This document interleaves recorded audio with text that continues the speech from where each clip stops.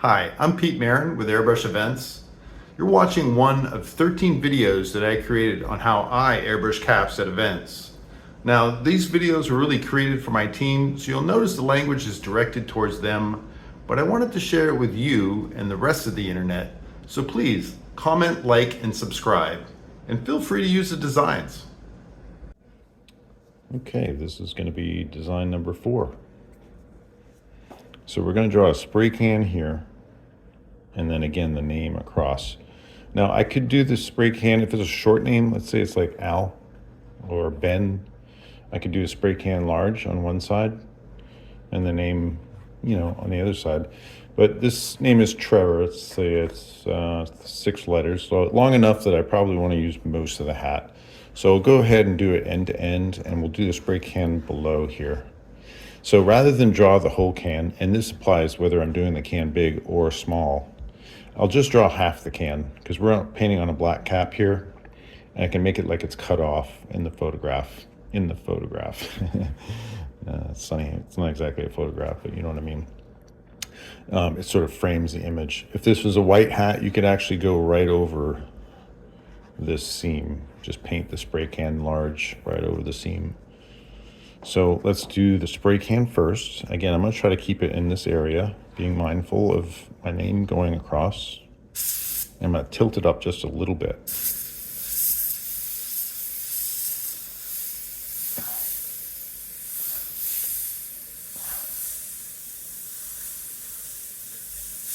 I probably did it a little too big. That's okay though. I'll put the name up here.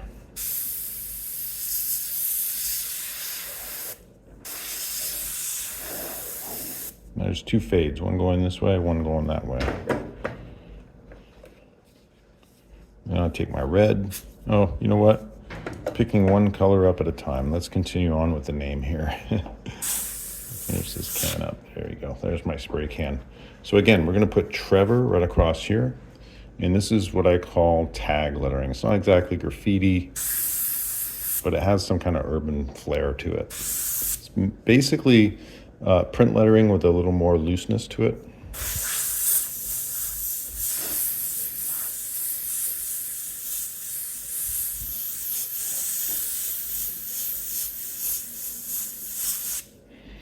You can see what I mean by looseness. Like I drag this R lower than the other letters. I put a little arrow in here. I'm going to put a little slash in the middle of the O.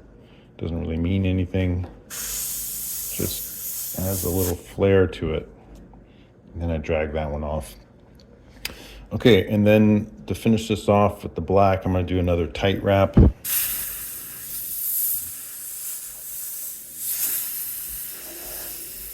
I spoke about tight wraps in an earlier video, design number 3.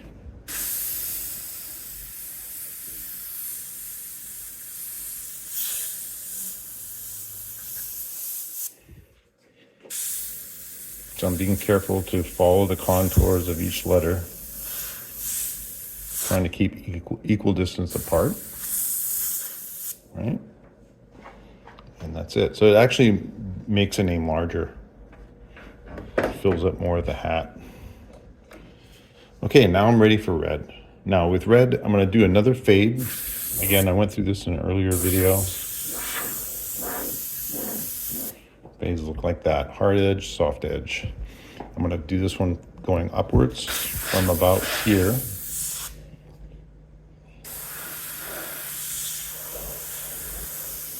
I'm backing up as I make the fade. So I start close to get the hard edge.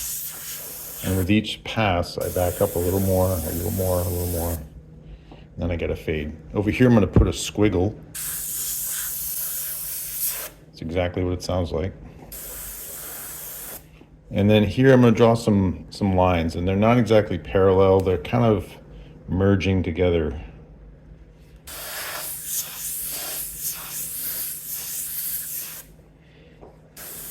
And then I'm going to do a really soft fade here.